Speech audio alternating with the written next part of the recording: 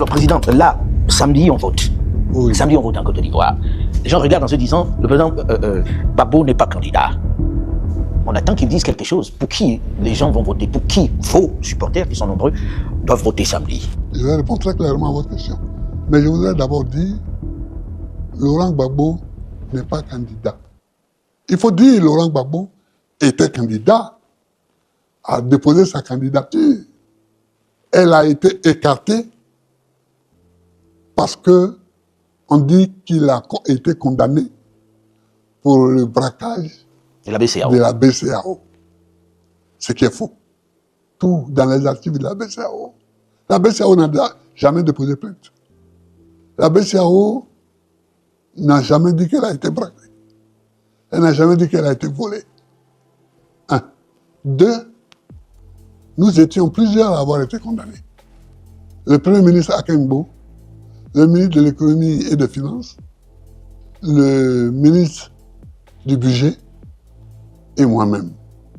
Tous ont été amnistiés, sauf moi. On considère peut-être que vous étiez le chef braqueur. Non, on considère que c'était le ministre du budget, le chef braqueur. Mais c'est pour des raisons électoralistes que On vous a pas je suis le amnistié. seul à n'avoir pas été amnistié. Donc, on a écarté ma candidature. Alors, de même qu'on a écarté la candidature de Tidjane Thiam, Cheikh Tidjane Thiam, président du PDCI RDA. C'est-à-dire, en quelque sorte, ceux qui peuvent gagner les élections, enfin l'élection présidentielle du 25 octobre, ont été écartés. Il faut dire les choses clairement. Ceux qui peuvent gagner ces élections ont été écartés. Je n'accepte pas ça. Ce qui fait que ce qui va se faire le 25 octobre, ce n'est pas une élection. Qu'est-ce que c'est alors? C'est un coup d'État civil. C'est un braquage électoral. C'est un coup d'État. C'est un coup d'État. À ce point-là? Ah oui, c'est un coup d'État. J'avais déjà dit un jour où je parlais à la presse, en parlant des amis de l'AES, que certains traitaient à tort de putschistes, de ceci, cela. Que vous voyez en Afrique, il y a push et push. Il y a les push civils qui sont souvent à la base des push militaires. Ils ne respectent pas la Constitution. Dans notre Constitution, il est écrit très clairement, très nettement, très notoirement que un individu peut faire un mandat et peut en faire un deuxième. Et c'est fini. Mais c'était dans la Constitution précédente Non, même dans celle actuelle. qui annulait les deux premiers mandats. Même la Constitution actuelle, il a repris ça. Ça veut dire que dans la Constitution actuelle, on tient compte des précédents mandats? Ah oui, et c'est écrit aussi. Il faut tenir compte de ce qui était écrit dans l'autre Constitution concernant ce sujet-là. Mais alors comment expliquer que toute la classe politique n'ait pas pu dénoncer si c'est véritablement un braquage, comme vous le dites, si c'est un putsch constitutionnel, comme vous êtes en train de le faire remarquer, avec toute la classe politique que contre la Côte d'Ivoire, comment est-ce que ce n'est pas entendu? Moi, je n'en sais rien. Mais, en tout cas, beaucoup dénoncent ce braquage. Beaucoup dénoncent ce braquage, ce coup d'état civil. Mais président, on va aux élections là, et les gens ont été candidats, Oui. des gens de l'opposition. Déjà, j'ai envie de comprendre, je ne sais pas si en Côte d'Ivoire on souffre du même syndrome que l'opposition camerounaise. Comment expliquer que malgré tout ça, vous n'ayez pas pu avoir un candidat unique qui puisse défendre ce que vous dites? Si vraiment il y a braquage, les gens se seraient peut-être alignés derrière ce candidat que l'opposition aurait choisi. Mais pourquoi voulez-vous qu'on choisisse un candidat?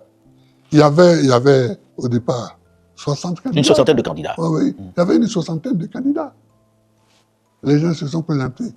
Bon, parce qu'en ce moment-là, tout le monde pensait qu'il s'agissait d'une élection.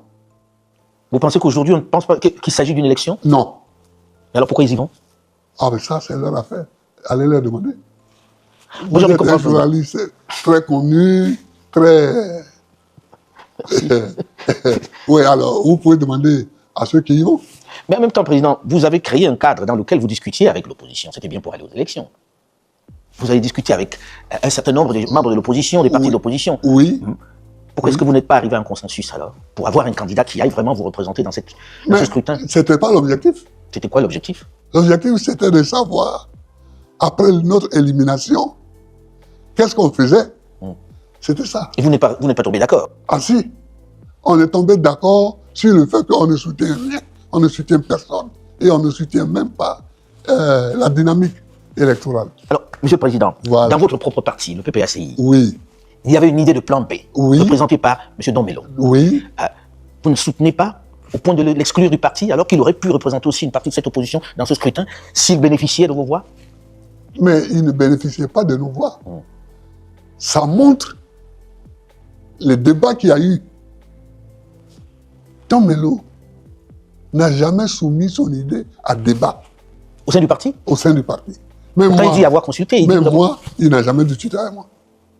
C'est venu de lui tout seul, Président? Ah, mais c'est pas lui et certains de ses amis, peut-être. Mais en tout cas, ça n'a jamais été un débat au sein du parti.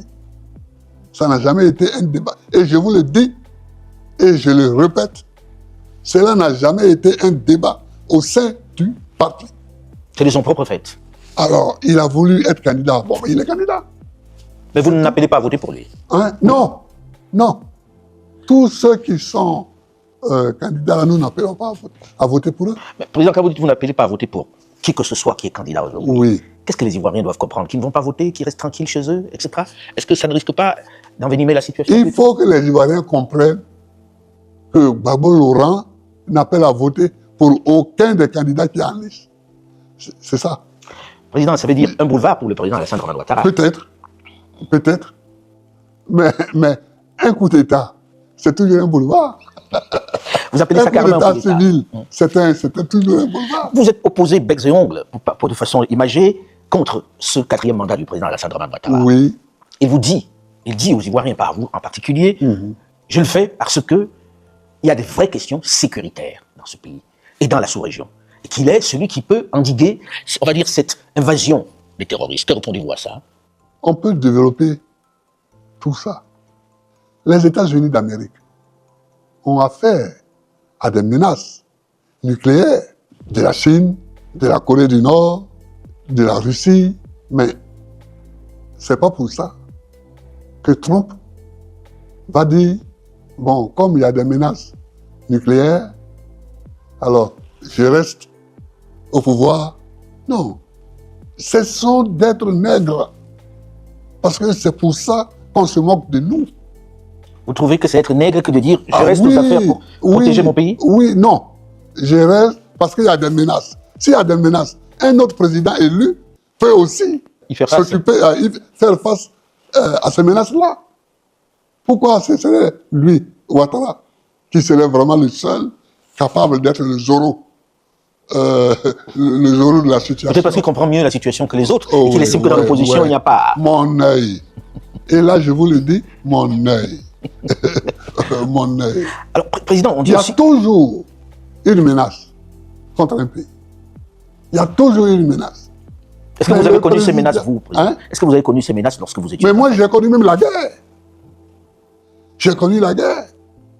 Est-ce que la rébellion, ce n'est pas une guerre terroriste, ça? La rébellion. Mais j'ai fait face.